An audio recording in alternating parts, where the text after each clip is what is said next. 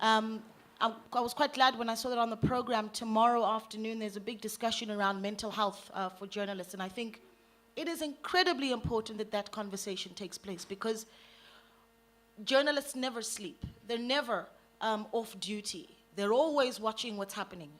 And the expectations for journalists are massive. You can't maybe have the story right. You need to have that story straight. And that's a pressure that you live with on a daily basis. It is a massive and exhausting responsibility, mentally and otherwise.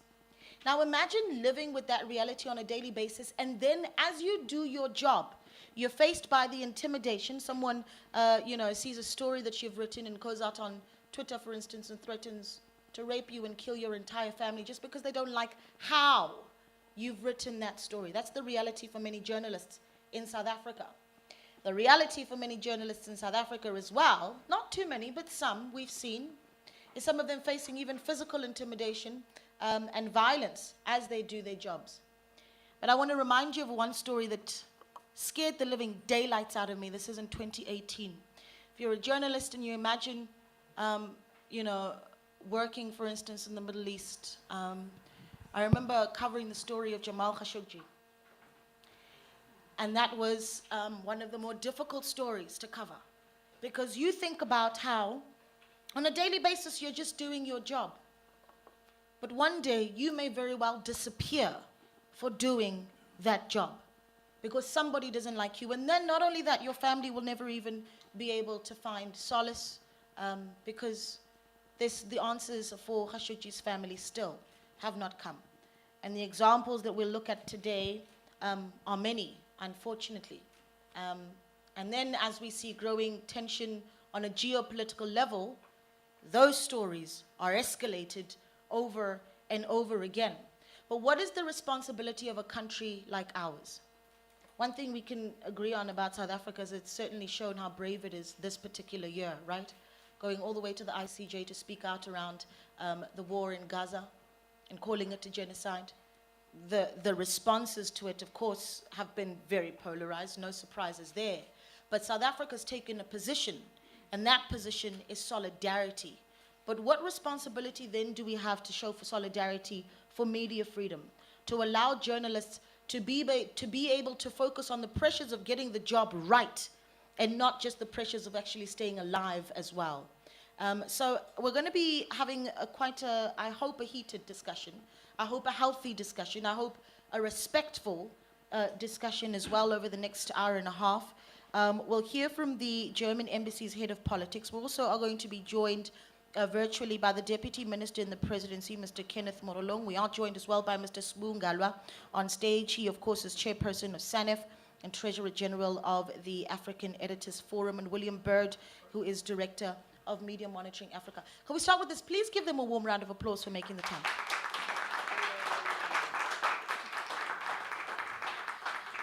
Right, and the Deputy Minister's joined us, but I'm going to welcome onto the stage now Ms. Bianca Dormuth, who's the Head of Politics for the German Embassy, to open things up.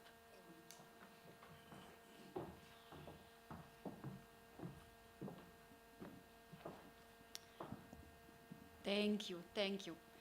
I will put this a bit higher. Can you hear me well? Okay, good. Thank you for this introduction. I think you set the tone for tonight, what it's about, what it really means. But first, Deputy Minister is there. Yeah, he's there. Okay, good evening, William Bird, Sbu Ngalwa. Thank you for being here, for discussing with us. Welcome everyone.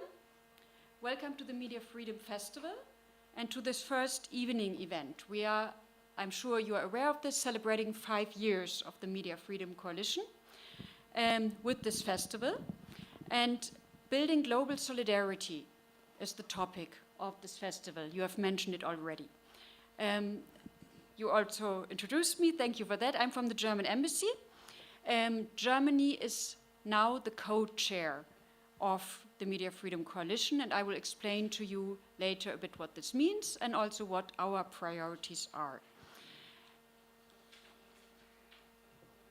Media freedom and the safety and freedom of journalists are the oxygen in a democracy. Our freedom and our democracies depend on the safety and on the freedom of the media and those who work in our media. So this we should never forget.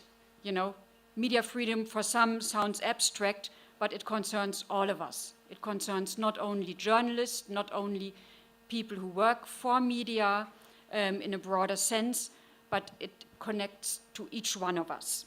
So this is also one aspect of solidarity. We are all concerned when journalists are being imprisoned, put under pressure, restricted in their work due to censorship or, you know, by like harassment online or offline, physical or mental harassment. But we also see a great problem increasingly in mis- and disinformation. So I think our discussion should also tackle that, if you like, because journalists are vital for a democracy because they are the ones who can give people the basis for an informed decision. Like, you journalists are the ones who present facts, who check facts, who present both sides of a case, and not only, you know, a polemic stance for one side, but you are the ones who enable people to take a decision, to inform themselves, to understand what is happening. So, as you said, this puts a lot of pressure on journalists, and on top comes the pressure that we don't want. The professional pressure is one thing, but journalists shouldn't feel pressured by physical harassment, by online threats. Some are killed, some are, many are in prison, currently 547 journalists. So we need to protect journalists. We need to protect media freedom. And this is the idea behind this coalition. It was founded 5 years ago, in 2019. And of course, you can ask yourself the question, if you look at all the initiatives around the world, what do we need another coalition for?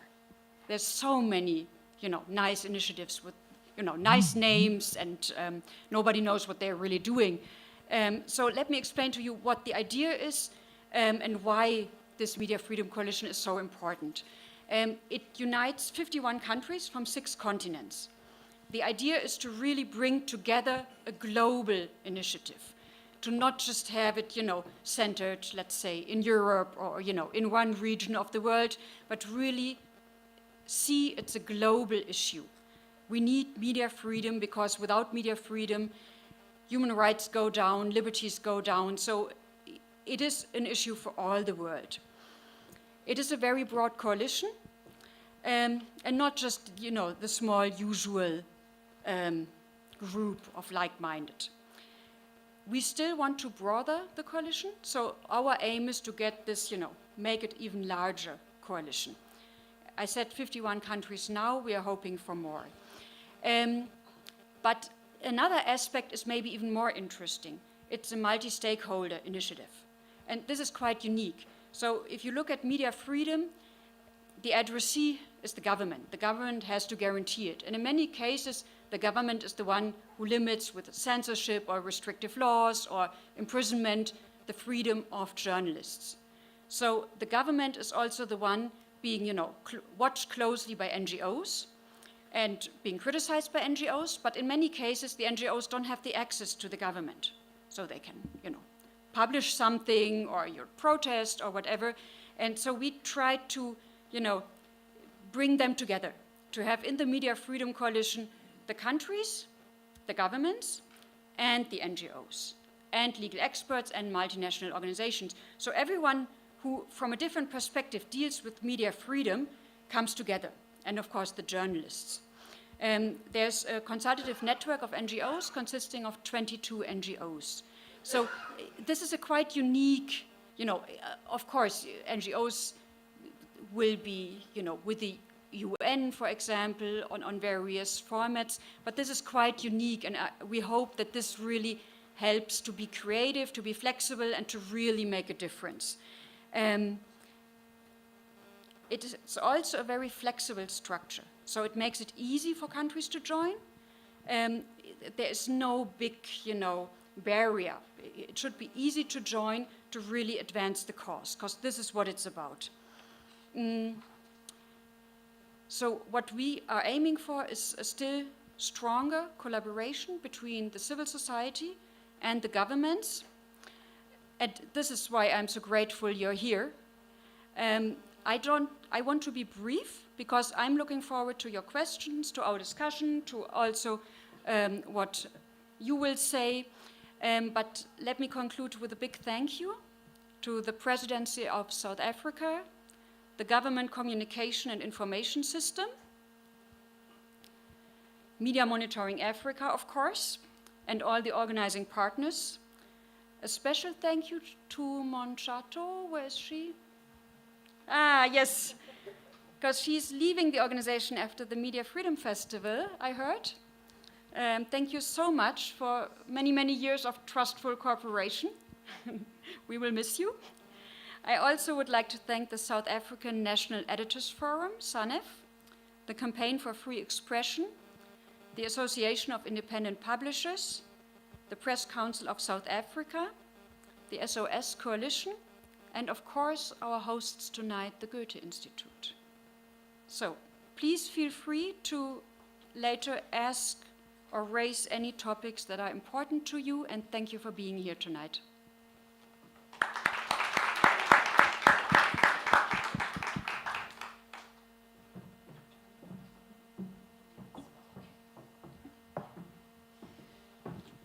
All right, so we're going to get going, but I just wanted to let you know we're going to have a very brief panel discussion. Then what we'll do is we'll take questions towards the end. And let's make a microphone, if you will, to Mr. Kenneth Morolong, who is the Deputy Minister in the Presidency, who joins us virtually. And I'm going to actually start off with a question for you, DM. And it's the question I'll also hand over to our panelists, but you can have the first bite of it.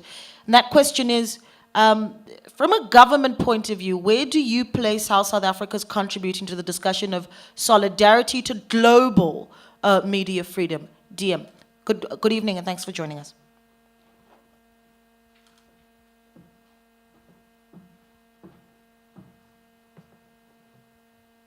Well, thank you very much.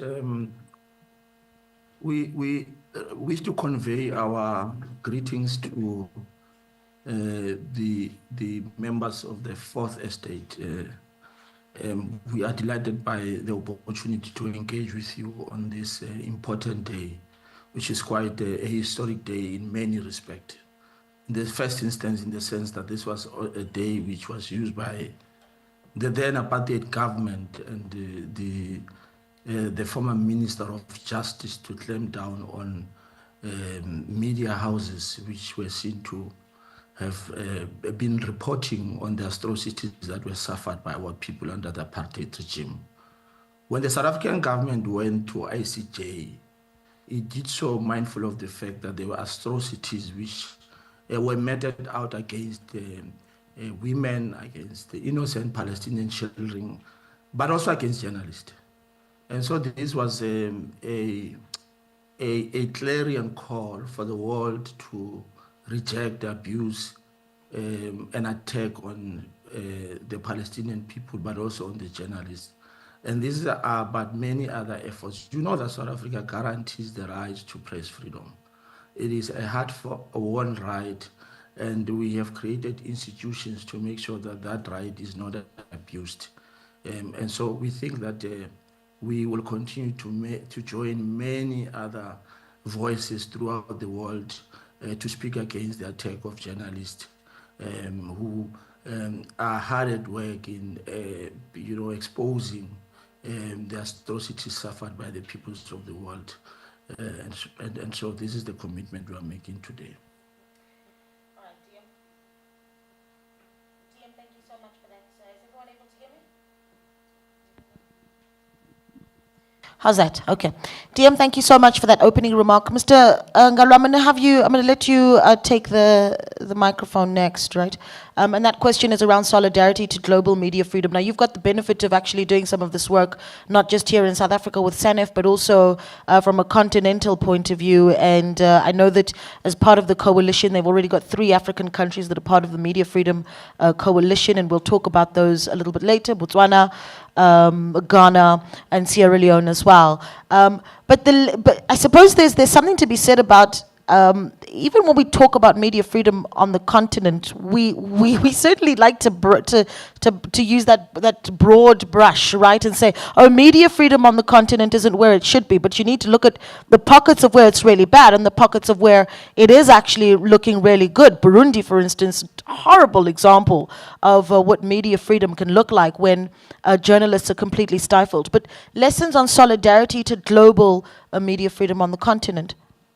Thank you, Naledi. Good evening. It's lovely to see a number of familiar faces here.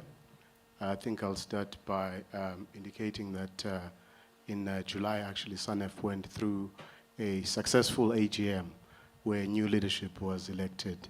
I now sit as the Treasurer General of SANEF. Looking after the monies. Exactly. Which is a corresponding role that I also play in the African Editors Forum. Now, South Africa has a Bill of Rights which guarantees everyone's freedom, right? Freedom to dignity, freedom to life.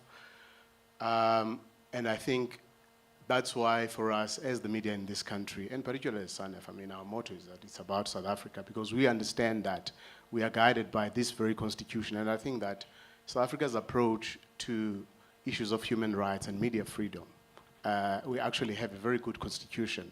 That is our compass. That should help us, guide us. And in every environment and in every case, we should always be driven by those fundamental principles that are guaranteed in the Bill of Rights. I think the important thing for all of us to understand, and I think this point was made very strongly when we celebrated World Press Freedom Day by the Secretary General, Antonio Guterres, the Secretary General of the United Nations. We actually said that media freedom is not optional. You know, without the media, there is no freedom. And we are seeing that in a number of areas. And I think that as we sit here today, we sit here just a few days after the Committee to Protect Journalists issued a report on the Middle East about the killing of journalists and the targeting of journalists by Israel. And we, as the South African National Editors Forum, have been quite vociferous in actually pledging solidarity with the journalists in Israel, in Gaza, because we believe that the situation is, we all know that the situation is unprecedented. And the fact that you have so many journalists being killed and the impunity, with such impunity, and everyone turning a blind eye, that actually is a dangerous, it sets a dangerous precedent for every part of the world.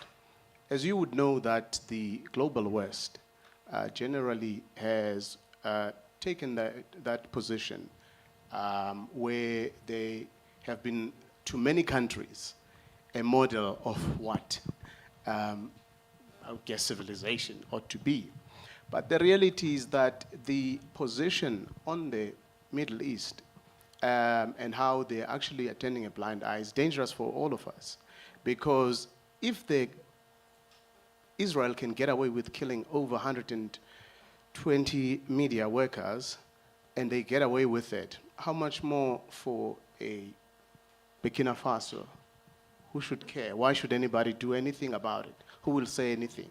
If the multilateral order through the United Nations, if we ignore such, what does that then mean? Why should anybody care when the ICC summons anyone, right? So we are already seeing regression in some areas. I mean, we know that in West Africa, there was the coups that gave rise to the Sahel states.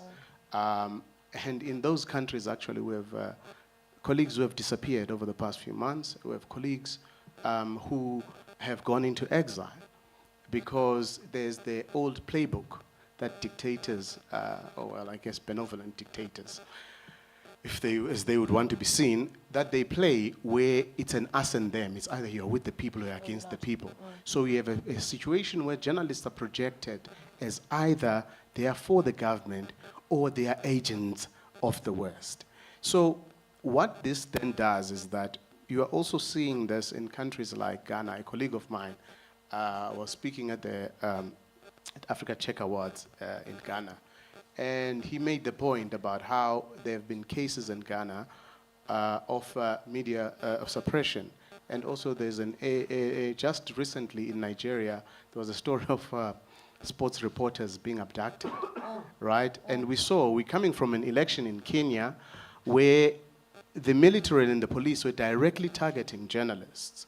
So what then this says is that it may not be us today. We may sit here and marvel at the fact that we've got this great constitution and we've got these freedoms that are directed, these freedoms that are guaranteed in the constitution. We have a strong judiciary. But the reality is that once you have such behavior and such an unprecedented attack and killing of journalists in Gaza, it then means that nobody should care. Museveni can do as he pleases. Traore can do as he pleases. Kagame can do as he pleases. Anybody else can do as they please because there are no rules, basically. So I think that's the fundamental issue that we're grappling with here. And I think that the coalition actually did issue a statement, I think in May, when the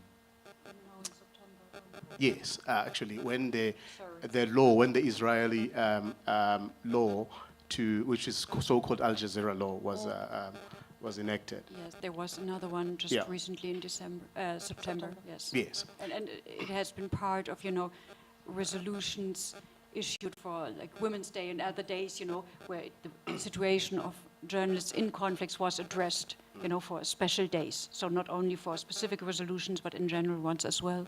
Yeah. Yeah. So also you've got about 50 countries, right, who are part of the coalition. And I believe that there should be more countries who are part of this coalition, because the more you have global solidarity for the media, the better. But I think that this should actually, it would be hypocritical of us to just think that because we've got a coalition, therefore that then means everything is fine. I guess that the host countries as well, these very countries, should put their money where their mouth, or is it the mouth? Money where your mouth is, yes. That's it, that expression. When it comes to issues of media freedom, and not be selective about it. Every life matters. Thank you. Yeah, a really good point. Thank you. Please give them a warm round of applause. Or him, yeah. William, if you've heard William speak on any media platform, you know that he really doesn't hold back in criticizing particularly the South African media landscape, and I think that such an important voice. And then there's the question that Sbu, you've talked about how, I suppose, fortunate journalists are in South Africa, right? We were looking at the Media Freedom Index, and I was looking at the data there. No journalists killed in South Africa in the past year, thank goodness for that. But that doesn't necessarily make us touch wood, right? That doesn't necessarily make us the gold standard for media freedom, and I think that maybe you can talk to us about that, right? Where we rate media freedom in South Africa, and then the voice that we need to raise from the global solidarity point of view, because that's essentially where we're driving the conversation. But where do you rate where we are as a country, and if we're having the right conversations? Smu talked about this idea of the us and them, and perhaps later on we'll ask the Deputy Minister as well around how he views, what they call, patriotic journalism versus fact-finding journalism, right? But talk to us. What is your rating? So I think the MFC offers us a wonderful opportunity to show that thing of two opposite things can be true at the same time. Where the Media Freedom Coalition is a marvelous idea, it's great, and at the same time it can be a complete failure and a disaster if there's no meaningful action behind it, and if the Media Freedom Coalition isn't represented overwhelmingly in future by the Global South. Because until and unless that happens, all the kind of anti-rights discourse and all of those sorts of things are going to continue to emerge and actually progressively take over. On a number of obvious levels, we've got a massively high level of solidarity and media freedom. The fact that we're doing this, all of us together, that we're sitting in a room with all of these partners together, that we can engage robustly with our ministers, with our presidency. People can walk out and say anything they like about the president, and then they don't need to fear that they're going to be arrested or put in jail. Yeah. At the same time, however, there are, of course, very, very real and increasingly real risks for journalists being able to do their job. One, the basic model that they have, fewer and fewer journalists are able to be employed. This is one of the biggest risks identified by the Press Freedom Index of threats to freedom of expression in South Africa, right? That idea of news as a public good, the importance, incredible importance of information integrity, the importance of the public broadcaster, all of these things teetering on the verge of collapse day-to-day basis, and that undermines all of the kind of good work that's there. And it's a bit like the MFC, right? In principle, it's a lovely idea, but it has to be backed by meaningful action. We've got, a poster showing 175 lives that have been lost in a year, which is an astonishing thing, and it's like, until and unless there's action and there's consequence for this, and states can't just say we support media freedom. There has to be meaningful action around how they support media freedom. In South Africa, there's a lot of concern, and correctly so in most respects, about the state of whistleblowers being attacked and the consequence for doing their actions. And journalists are frequently the ones that are doing this, and yet we don't then see the concomitant kind of protection and stressing the importance of the role that journalism plays in our society. So yes, we've got a brilliant constitution, still probably one of the best in the world. And we've got a government that, thanks to civil society and efforts by them and the media, haven't been able to, where there have been unfortunate efforts to, undermine freedom of expression, it hasn't happened. So we've got that high level of solidarity, but we need, for this global thing to take off, we need it to be supported by meaningful action, and we need it to be supported by real voices from the Global South. Yeah. Deputy Minister, I'm going to bring you back in here because I think that all of us are curious as to what happens in the Office of the Presidency, for instance, when a story comes out, and the conversations that take place when, a story comes out around what's happening in government. What does it look like? And I asked that question because obviously we touched on this earlier. What is pro-South Africa journalism and what is anti? What is fact-telling and what is what we call patriotic journalism? Is there a conversation in the presidency around needing to improve media freedom, or is it, and let's be honest here, particularly, William just talked about the resources, for instance, that are allocated to, say, the SABC, for instance, the public broadcaster, he used the words, teetering on the brink of collapse. Again, DM, his words.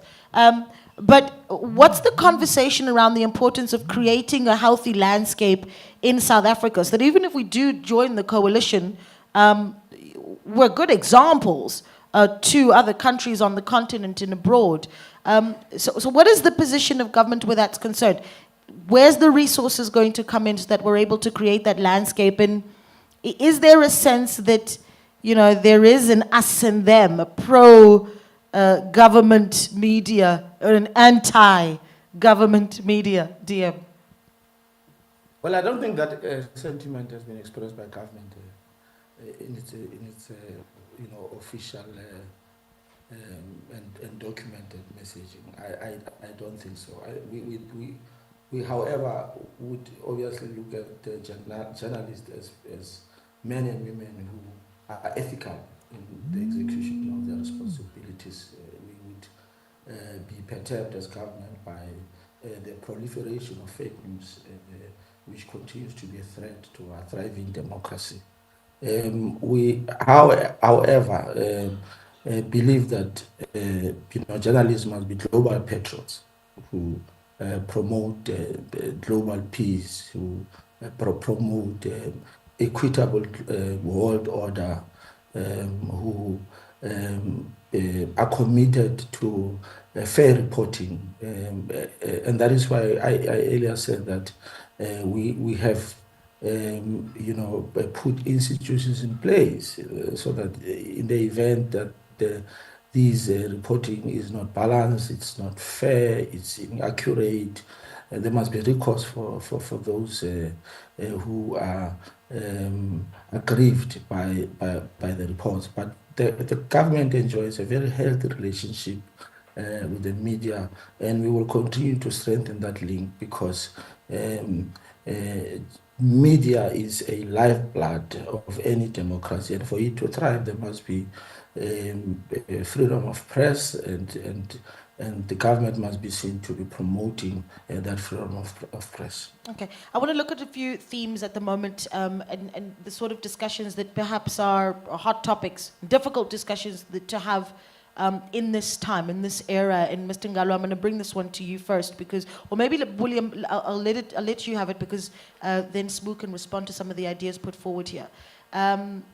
We're having a discussion just outside actually with some of the ladies that are here to talk about just the impact of climate change on any other, second week on the news. We're reporting about some horrible weather event somewhere in the world, and sometimes it's just down the road, right? Sometimes it's just here in KZN. Goodness knows what else is coming up in KZN. And then we're going to ask, is it weather or climate? Which one is it? But it's a constant question. But it seems that even climate is becoming It's a difficult... MK rising. Is that what it is in KZN? But it seems that even the climate change discussion is a difficult one for journalists. Because you still have those that don't believe it's real. There's those that, here in South Africa, for instance, you mentioned climate change in Africa. Don't be surprised if you cover a story and someone on Twitter comes out or shouts it in your face that, well, South Africa or Africa contributes 4% to global emissions, so don't talk to us about that. So when you talk about climate change, it gets into energy, and you don't want us to industrialize. Woo, it's a difficult touch. It's a touchy discussion. But can we talk a little bit about how difficult that conversation is in South Africa, William? And also lessons that we're learning about how tough climate change discussions are globally. You just look at an activist like Greta Thunberg, right? Yeah. Who is routinely doxxed and harassed and threatened for being an activist about climate change. Elon Musk and Donald Trump have had a go at her because they don't like what she says. And it's the same thing all around the world, right? Journalists speak out, women journalists in particular, a woman with an opinion, basically on social media, will be doxxed, harassed, and threatened. So the environment for journalists. And then when you bring in climate issues, because of the vested, powerful interests that are there, it means not only are they going to be threatened and doxxed for doing their job, which is par for the course, it appears now, but they're going to be threatened and doxxed and harassed and undermined because of the fact that they're talking about an issue that, to most people, is actually quite a sane, logical thing, which is climate change is real, folks. We need to be doing X and Y and Z about all of these issues, and there's a whole range of things. And also because it's not one thing, there's a whole range of issues that need to be addressed when you talk about climate change, because it's not just the weather, it's impacting almost every single thing.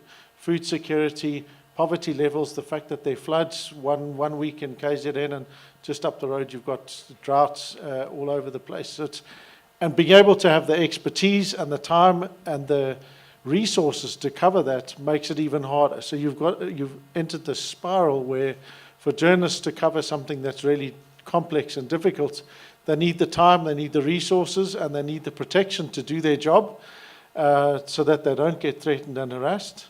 But then the moment they do, they're going to be threatened and harassed anyway, which means that your pool of journalists that are able to do those stories is again increasingly small. So recently we saw an excellent piece by Amma B about the energy crisis and why we don't actually have load shedding now. And it's the kind of piece of quality journalism you would expect to see or would love to see on a weekly basis. Instead, it's taken months for the journalists to be able to go in and produce that kind of thing. Yeah. And that's just one tiny little aspect of it. Against that, you've got massive, powerful, vested interest lobbies who've got all the money and the resources in the world, it would appear, to attack, undermine, belittle, and demean. And then on top of that heap of excrement, you have the excrementer-in-chief, Elon Musk, who sits there and uses his platform overtly to facilitate mis and disinformation. And in that context, you've got the Media Freedom Coalition, which should in that context be saying, hey, folks, come on now, let's bring these billionaire boys into a room, get them to put their big girl pants on and start to bring some level of order to understanding the value and importance of media freedom. And that's where they should be asserting their power as the West, right, the global North, in pulling the people that are running and ruining half of our information conversations, calling them to order. They're the only ones that can. Sure, got away with words. Do we have the resources for that? There's many things I could say now, and I want to say. The whole idea, I tried to bring this up in my introduction, is that it's not an instrument of the West or the North or whatever you call it, or but that it concerns all of us, and this is why we want this a really global thing and have more partners. So it shouldn't be the South against the West, or whatever kind of antagonism you perceive there, but really something we have a common interest. We have an interest taking what you mentioned, the case of environment. Journalists make the voices of those heard that otherwise are forgotten, like the ones that are poor and that lose their homes in floods. And a journalist can make those voices heard and present those stories and wake up people, wake up decision makers, influence decision-making processes. And this is what media freedom is about, and what we need to protect. So you also mentioned earlier, you want more meaningful action. You want to see that. The Media Freedom Coalition, of course, issues statements, and with nice words and important, commitments and so on. But that is not all. I mean, statements are important. They call, for the respect for, the safety of journalists in conflicts, for ending impunity. They address the issues that you mentioned and that are important, but there's also behind the scenes action. So not all you see and read and hear is all the action. So there's action you don't actually see, but that can be quite successful. Like we are also aiming at strengthening the diplomatic network. This is why I'm sitting here. So we will have behind the scenes talks about journalists, about imprisoned journalists, about cases that worry us. And we have seen cases where this, you cannot prove it, obviously, because no government will say, oh, they came to us, they talked to us, now we let them free. But we have seen, a timely context where you see, okay, wow, something has worked. And this journalist is free again and safe again. I do agree with you, we need journalists who can cover conflicts. This is also about making voices heard, checking information, giving us information, and those journalists in any conflict or war zone need to be safe. They need to get access. Access needs to be guaranteed, and they need to be safe. As safe as anyone can be in a conflict, but this is the goal, and this has to be guaranteed. And where it's violated, where there's an attack, yes, there needs to be action. Action means national or international law proceedings in front of a court. And we call upon that. Yes, this concerns Gaza, this concerns also other conflicts, but of course Gaza is the deadliest conflict for journalists. So you mentioned the resolutions, they have been passed. The coalition was speaking in front of the Human Rights Committee 3 weeks ago. And this is also a concern, I would say, to all of us, that journalists, especially in conflict and war zones, are safe. Concerning environment, to come back to that, actually preparing for tonight, I learned a lot. And I learned one shocking number, which is that in the past 15 years, 44 journalists have been killed reporting because they were reporting on environmental issues. And this really shocks me. I mean, it's so important for us. We all depend on that we somehow don't ruin this earth, that we, you know, it's our living that is concerned. And those journalists need to be able to do their job. We need their information to take decisions, to understand what's going on. And if they are not able to do the job or are afraid to do the job, we are all losing. So this is really very important that they can, you know, show what's going on, you know, and give like a balanced view, contradicting all the misinformation and propaganda and lies we hear when it comes to climate change and environment. Yeah, because I think it's going to be a growingly decisive issue in our country. And I'm going to bring you in, Sbu, as we move on to another theme. One of the DM earlier, when he introduced the discussion, or I suppose started with his first points, talked about the media being the fourth estate, right? Such an important role that we play. You almost can't talk about media freedom without speaking about protecting democracy and constitutionalism. For some reason, 30 years into democracy, this is becoming quite a difficult conversation to have. You know, just a few years ago, you had high-ranking politicians saying that the Constitution simply does not represent the majority of people in our country. So talk to me about whether or not that is becoming a tough thing for journalists to deal with. Constitutionalism, democracy, and then how we start to take that conversation further.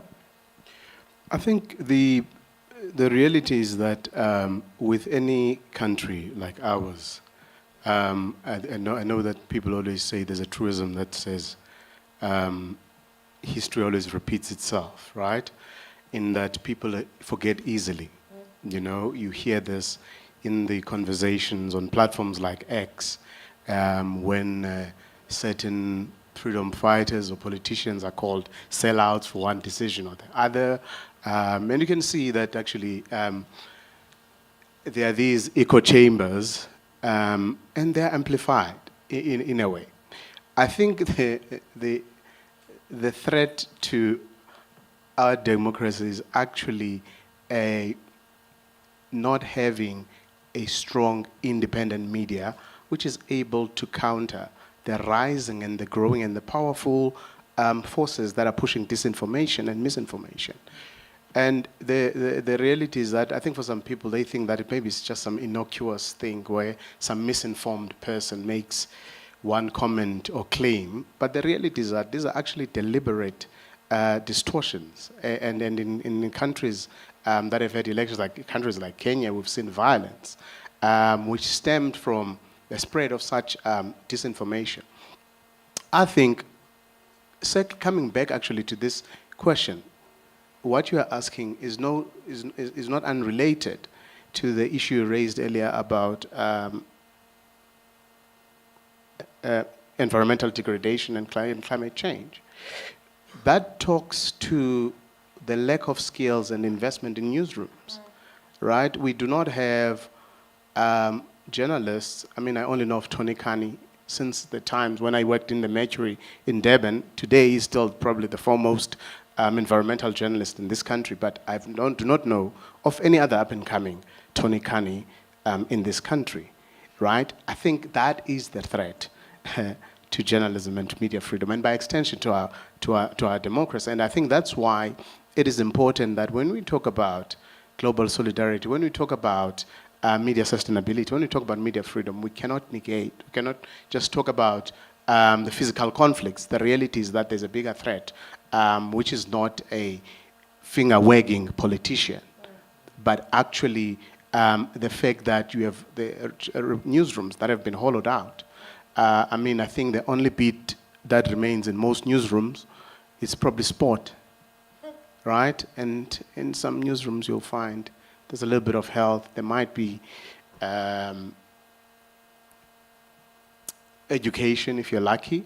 The social issues, yeah. That's it. But the reality is that with the lack of investment in media, in companies in newsrooms by media owners, you've had that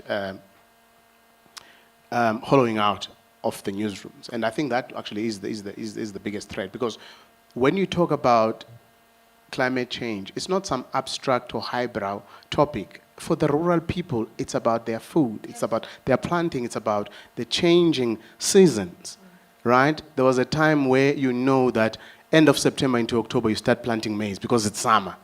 Not anymore, right? So it's actually why it's important to invest in newsrooms and ensure the sustainability of newsrooms is actually creating a pool of journalists who can be able to tell these stories and specialize on issues of climate change, so that they can actually be able to break it down to everyone to understand that this is not just about what's happening in Florida.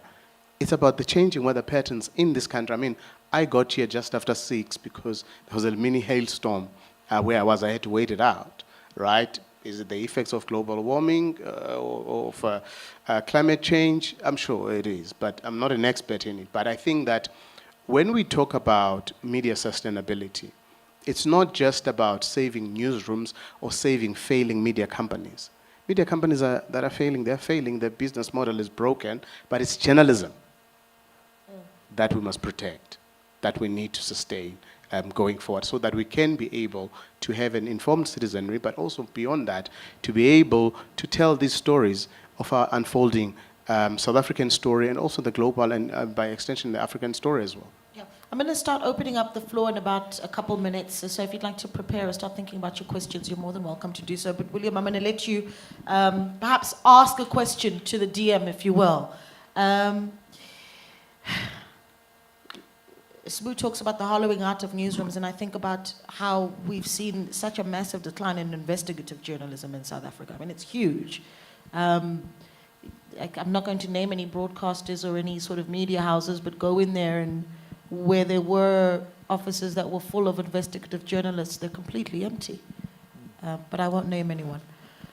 But let's talk a little bit about how we protect journalists now, William. There's the example of, do you remember when Clicks had that hair ad about, black women's hair being frizzy or something? And then there was a political party that went to protest outside of the store, Clicks. This was actually in the Western Cape. And remember the argument was around black women's hair. And a black woman happened to be there covering the story as a journalist. And she was shoved around by those that were protesting. And I don't know if that got enough attention. That a woman was shoved and pushed on national television for everyone to see while covering a story that, impacts people that look just like her. Was there enough said? Is enough said when things go wrong with journalists, William? Is enough done? Short answer, no. We saw in the lead up to elections, journalists being threatened and harassed, and you don't even see the political parties, the heads of the relevant party coming and standing out and saying, hey, this is unacceptable behavior. We're not going to tolerate it, even though it's a clear breach of the electoral code of conduct. So I think that part of why I hope, and the part of the question to the Deputy Minister is I hope that South Africa will soon be sending a note to the Media Freedom Coalition to say, when can we join? Please send us the membership form.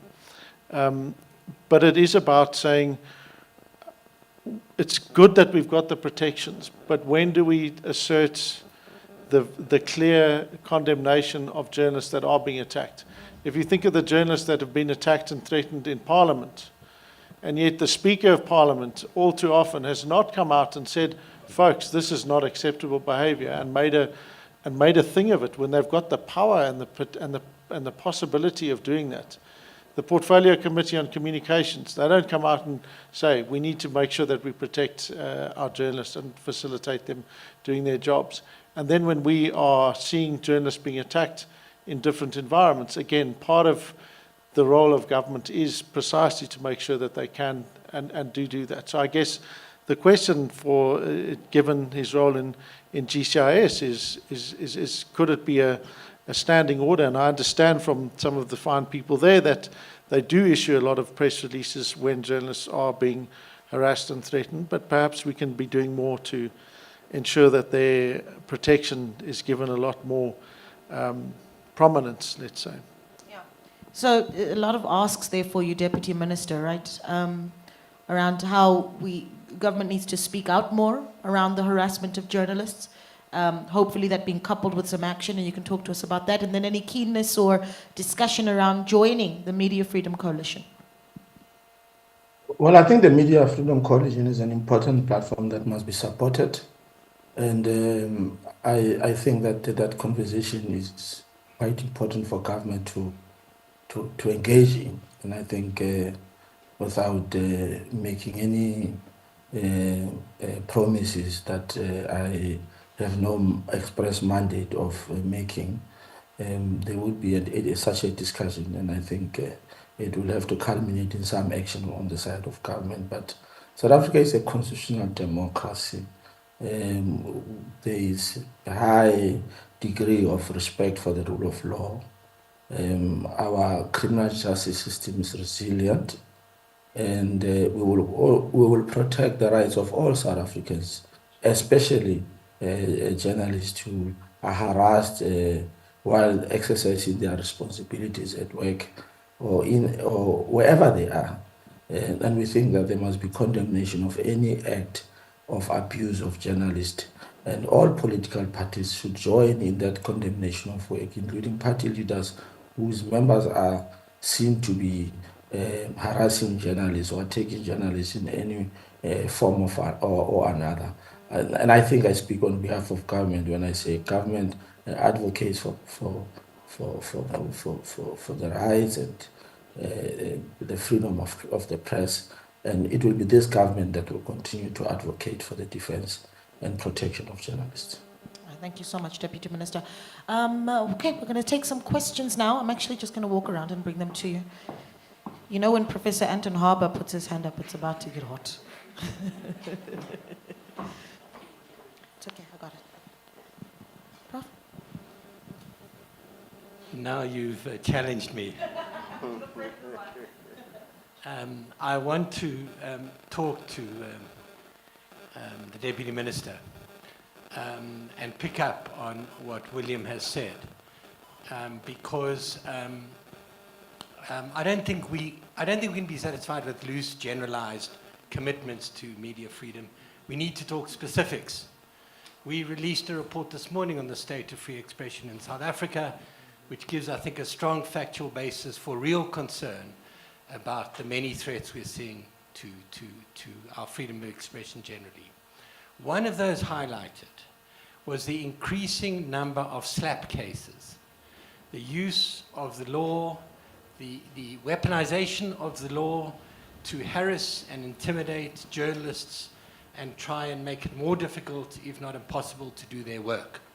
It's a global phenomenon, and there's a global movement to act against it, and we're seeing it rise here. We went through many instances this morning of what a concerning phenomenon it is. I want to ask you, if we come to you with a draft anti-slap law that looks to make it more difficult for people to weaponize the law against journalists and activists in that way, would you take a serious consideration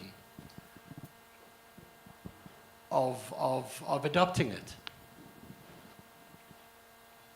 I would literally take it to Parliament as a private member's bill, undoubtedly, because of our long-term commitment to media freedom. We are a country that has never, from time immemorial, I mean, since the establishment of our democratic government in 1994, never sought to undermine media freedom. It was actually Nelson Mandela who reminded us of the importance of media freedom when he took over as president in 1994. And we continue to walk in the footsteps of many other giants. Remember, our own democracy was founded, amongst others, on the grounds of the work that was done through radio freedom and many other platforms we sought to galvanize our people against the brutality of the apartheid regime. So I can guarantee you that under this government, we will continue to strengthen laws that will give protection to free journalism. I shall send you the draft shortly. Thank you very much. Anton, I'll drive you to the Union buildings. There we go. William, are you in as well? Yeah, of course. Anyone else with a question? Okay.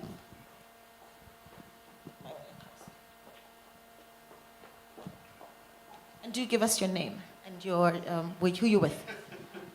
Hi, thank you. I'm Karine du Plessis. I work for the Africa Report. I have a question, perhaps, Deputy Minister, now that you're here as well.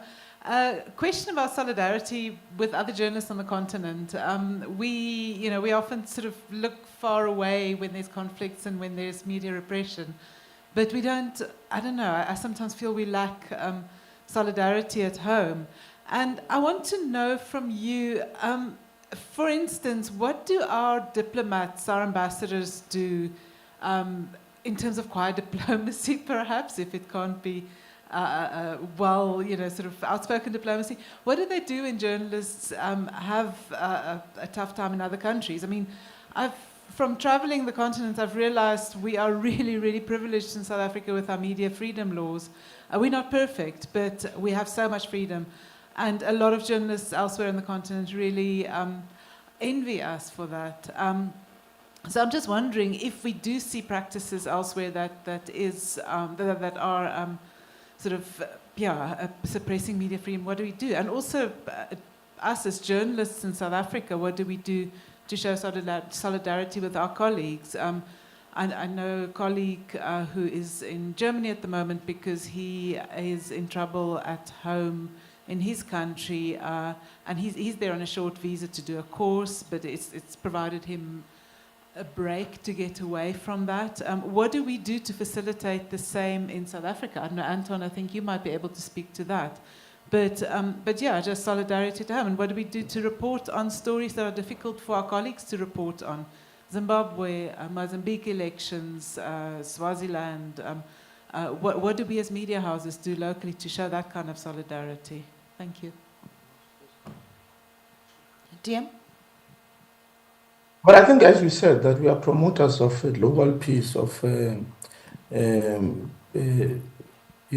equitable world order, and mission to mission, our ambassadors will continue to engage their counterparts to express our views and concerns on any violation of any kind, including generally on violation of broadly human rights that we experience in the countries where we have missions and where we are able to, from time to time, interact with the ambassadors. So I think that will continue. We will also continue to use other platforms, such as our leadership and our presence in the BRICS community, to really continue to express our disgust at these occurrences where journalists are attacked and harassed. We will also use our G20 presidency next year to talk about the promotion of the global world order. We will do that mindful of the fact that when we advance such messaging, we are also protecting the freedom of the press. We are also protecting the freedom of those who are South African journalists who may eventually land up in other countries to do stories on behalf of their respective media houses. So we think that that sense of global solidarity is important to advance media freedom. Thank you. My name's Roshan Dadu. I'm from the South African BDS Coalition, Boycott, Divestment and Sanctions. Thank you very much for the coalition, this coalition, for organizing this event. I think it's I feel particularly proud to be South African, because in Germany, I'm not sure I would be able to be amongst you, as they have recently classified the BDS movement as extremist. And I expect that has an impact also on media reporting, as well as on the movement and the right to boycott, divest, and demand sanctions against the apartheid and genocidal state of Israel. Secondly, I just wanted to say, I thank you for the people on the panel who have raised the question of what is happening in Gaza, what's happening to the Palestinian journalists. The banner there somehow conflicts with me in reading Media Freedom Festival 2024 in a year when we've witnessed, it's unprecedented. This is the highest number of journalists ever killed in a war. And so the kind of contrast is rather striking, as was no mention of this in the information on the website or in the information around this discussion about solidarity and about protection of journalists' rights. But I just wanted to quickly mention two things. One on patriotic journalism. I echo the fact of people who've said the hollowing out of the newsrooms is a real problem and the lack of investigative journalists now. It is a real problem, partly because that means a lot of the media takes word for word Western mainstream media and repeats it point blank, like Reuters reports on what they call the conflict. It's not a conflict, it's a genocide, and so on. Western media is not neutral in the way it's worded, and that reflects not only in Africa, but also when we've been in interviews recently in Nigeria, those same framings, Western framings of, I'm talking in particular of the genocide that's taking place in Palestine, they reflected in our continent when we don't have the capacity to do that investigation. But yesterday there was really excellent patriotic piece, investigative piece in News 24 that exposed the fact of a South African who's fighting in one of these horrendous elite sniper units that's been exposed by Palestinian journalists recently on X.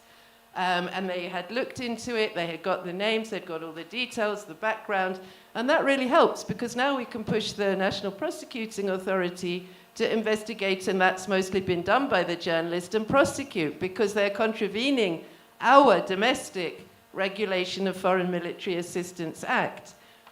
So that was, just an example of how journalism and activism, when there is that capacity, can really assist each other in a patriotic way, because this is in defense of ensuring our domestic legislation is adhered to, as well as, of course, of international law, and particularly the findings, the provisional measures of the International Court of Justice.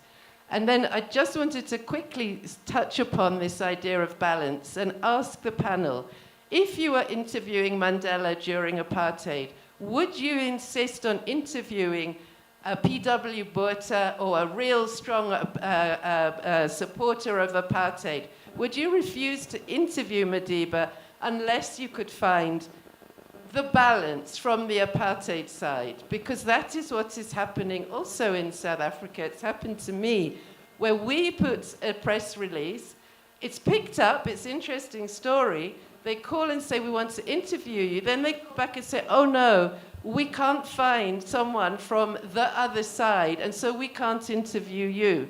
And really, it is an apartheid state, that's clear. I think there's general consensus internationally. And so I want to ask that question, whether you would, as journalists, not interview Madiba unless you could find an apartheid supporter of note to counter that. Thanks. Those are very powerful points. Thank you so much for that. And I think I'm going to let you guys respond to that at the end. And perhaps, Bianca, you can talk to us a little bit about the issue around the geopolitics and where we sit with that. But the question around balance, Sbu, perhaps you can take that one, right? All right. I think the reality is that the issue of Middle East is actually quite a complex issue that South African journalists, I would argue, do not fully understand. So the easiest way out, also because of how polarized and also how powerful the voices are on both sides of, on the opposite sides of the political divide, perhaps for most newsrooms not to get in trouble, the easiest way is to just say he said, she said, and then the other side said, and then there's some kind of a false sense of balance. And I agree with you that if you interview somebody, it's their story. They're telling their story, and yes, you can fact check it, but not every story lends itself to you having to get the other side. But the reality is that I think for me, it also goes back to the very point I make about lack of investment in newsroom and lack of depth in newsrooms, where you have journalists that are strong enough to put their view across and to actually be able to defend their view. Because if you issue a statement, I can tell you now, in most newsrooms, if you issue a statement as BDS or whoever else, the person who's going to pick up that a press release is probably the most junior of journalists in the newsroom, because somebody must turn it quickly, right? You have to just write a quick story, let's turn it, okay, because we've got a bulletin at the top of the hour. So, and the fundamental things that, okay, I was told to balance the story.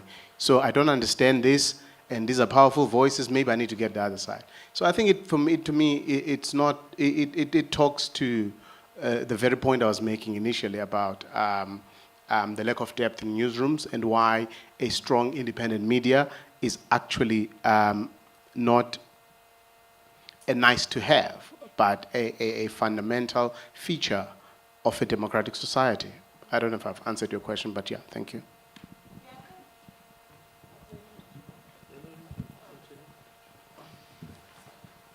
Okay, thank you. Thank you for coming and also for voicing your concerns. I'm not sure how much German media you actually read or listen to or, you know, watch on a daily basis, but I can assure you there's not one opinion voiced in German, what you call mainstream Western media.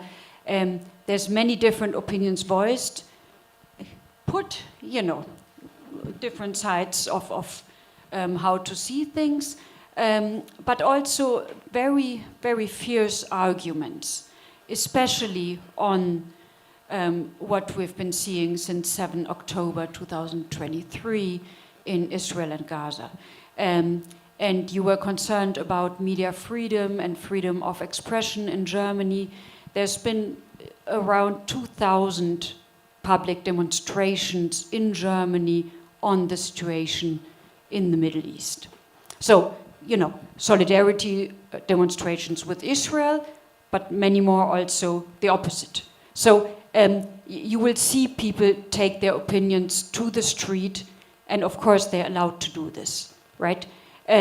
So this is freedom of demonstration, freedom of opinion, this is, you know, but this is also important when we speak about freedom of media. Didn't quite get whether you are a journalist? No. No, okay. Okay, I thought so. Or I thought earlier you were a journalist. So we protect the, you know, the freedom of expression as well as the freedom of media. Of course, there's a line at some point, you know, where it becomes, you know, an offense against another person. Of course, freedom of expression is not without boundaries because there are other people. So this needs to be put in balance. So like hate speech, for example, this is where you reach a boundary of freedom of expression or freedom of media. This is just because in Germany we have this discussion sometimes where people say, okay, but it's my freedom of speech. But if you're offending another person with hate speech or, you know, in a way that becomes like an offense, then this is, you know, the end of freedom of media. No freedom can be without borders, because we live together in a society, and other people are concerned. I did say something earlier on the journalists being killed in Gaza, and let me just repeat, each journalist killed in a conflict is one too many. To just give you a clear answer on that too. Okay. Hello, I'm a former journalist who did a lot of twittering as Ziggo Brandberg, and also on the odd radio. I managed to sometimes, infrequently, mostly I'm blocked to get through to the radio, because maybe I'm just a boring loudmouth. So there is this element that we don't have a lot of free speech, but we have a lot of stupid speech of people who are very ignorant, who have free access to the radio waves, and they're bringing about false impressions of reality in South Africa about who the land belonged to and currently belongs to and should belong to, for example, and how it should be taken away because capitalism is horrible anyway also, and stuff like that, which is really undermining the essence of democratic societies across the world which are suffering. So what we need to do is not live in an ivory tower here. We must go back to reality, and one of the realities is that we've got total anarchy and crime being committed by our, according to an allegation that's currently circulating, by our premier of the Gauteng, who was party to spending 11 billion rands on a major housing project which is totally collapsed and it's being dismantled, and we see it on Twitter. You can see this thing. And there's kidnappings galore all over the place, and there's other extortions everywhere, and BEE extortions continue, and nothing is happening. Thuli Madonsela was a hero who had to save us, and nothing's happened to her outcome of the Zondo Commission. It's still lying there, and we've got new crimes like the student loans, and I'm amazed that the students aren't uprising. Thank you so much for that. Lots to cover, you see? Lots of work for journalists to do. I'm going to let our panelists have the last bite, and perhaps as we wrap up, William, you'd like to respond to some of the points that have been made by our audience, and then really what we take out of this discussion. I always like to, when we end a conversation, talk about the commitment that we make to ourselves as we leave this conversation. William? So South Africa is a wonderful place because it's a living contradiction, right? We've got the best things and the worst of things all at the same time, and our news ecosystem is just like that, right? We've got some of the most amazing, incredible, brilliant journalists, comparable with the best anywhere in the world, right? Easily, like brilliant investigations, brilliant all sorts of things. They can be the best, and they can also just be completely crap, right? And all too frequently completely crap. Yeah. And the thing about that is that contradiction is fine in South Africa, where you've got the best and worst, but it means that what it does is it undermines journalism, and it undermines integrity, and it undermines trust. And then it feeds into broader stereotypes. So think about the Lusikisiki killing, the mass killing of people. Understanding why that happened and what's actually behind that. We're so used to violence in South Africa that we just kind of think, oh, well, another 17 people died. Whoopsie daisy. Like, they had a bad weekend. There was a period recently of weekend clashes again.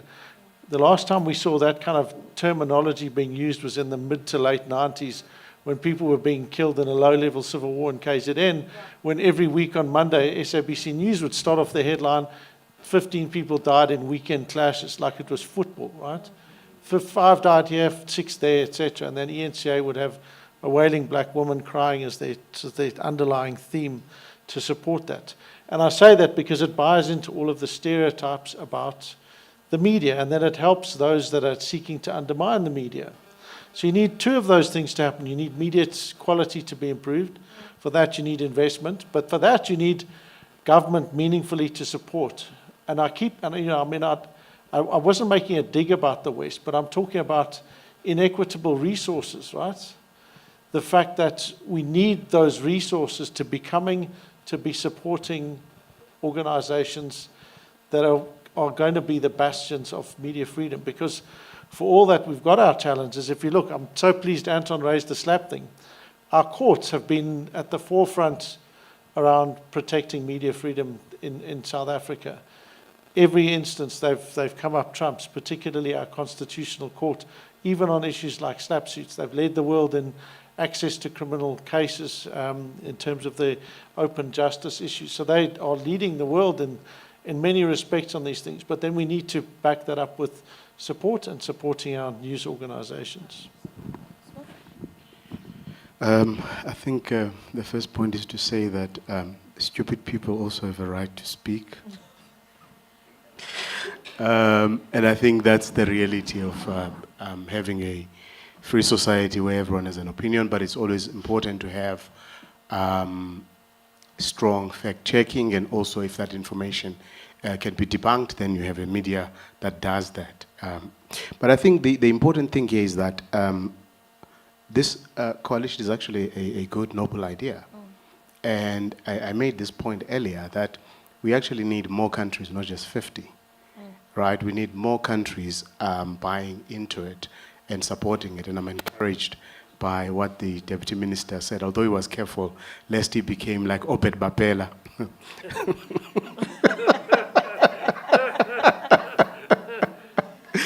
I take that TM. So I think it's actually an important one. And I think the more you have governments, and also, I mean, we've got very strong civil society in this country. The more you have governments actually taking up the fight for media freedom, right? We may question them, we may criticize, but the reality is that it's actually a good thing. And if you can have it, because most of the time we're crying out in a deep hole with no one hearing, right? But if you have it at the government-to-government level, also pushed by your embassies or by the diplomatic corps, then it means that there's another area of influence for us as the media where we can nudge somebody to make something happen. So I think that the more we have these conversations, the more we have these coalitions, the reality is that, yes, let's move beyond statements. Let's take more meaningful action. Let's be able to see the action in terms of protecting media rights and actually making sure that we have a sustainable media, not in South Africa, but in Africa and the world. Yeah, thanks. Absolutely. All right. The Deputy Minister, I'm going to let you have your last bite. Closing thoughts and commitments made. Well, thank you very much. I think we are making a commitment that we will look at joining the coalition. It's a noble cause, as it has been said. But we consider media freedom as an important pillar of our democracy, and we will continue to promote free press, and in all instances where the victimization of journalists rear its ugly head, will be the first one as government to condemn such an attack, but also to ensure that there is action taken against the perpetrators of these hideous acts. Oh, thank you, DM. Bianca, your final closing thoughts. Thank you. You said pretty much everything I would have said. I want to maybe, if need be, clarify one more thing. The media freedom and the Media Freedom Coalition strengthening or protecting or advocating media freedom is not about a certain narrative. It's about giving journalists, among others, the right to criticize governments. So it may sound a bit illogic, but as governments, we unite to and collaborate with the NGOs to give the journalists and also anyone else working in media the right to criticize us, because this is important to take better decisions. So governments need to be criticized to really justify their actions, be transparent, and include the voices of people like, you were mentioning it's about the food of the people who are, hit by floods, people who are normally not heard. So this is what it's about. It's not about us, looking for an echo for our government policies, but rather the opposite, to get the enrichment by media freedom and to make sure, media can do what it's supposed to do. And this includes criticizing governments. Yeah. So thank you. Guys, thank you so much for making time to be part of our panel. We really appreciate it. Thank you so much to Deputy Minister in the Presidency, Kenneth Morolong. Thank you so much to the Director for Media Monitoring Africa, William Bird, the Treasurer for SANEF, as well as the African Editors Forum, Mr. Sibungalwa, as well as Bianca Domath, who's the head of the political department at the German Embassy. I'm Naledi Mulao. Guys, thank you. Give yourselves a warm round of applause. We really appreciated your time. Have a couple of drinks, mingle, have a few chats, and then have yourselves a great week ahead, okay? Don't jump up yet. Can we give Naledi a huge round of applause, please? So here, for those of you supporters of independent media, you can see us handing out bags of cash to the people that are speaking, because clearly that's what we do. We're going to need a picture of you all. So in just a moment.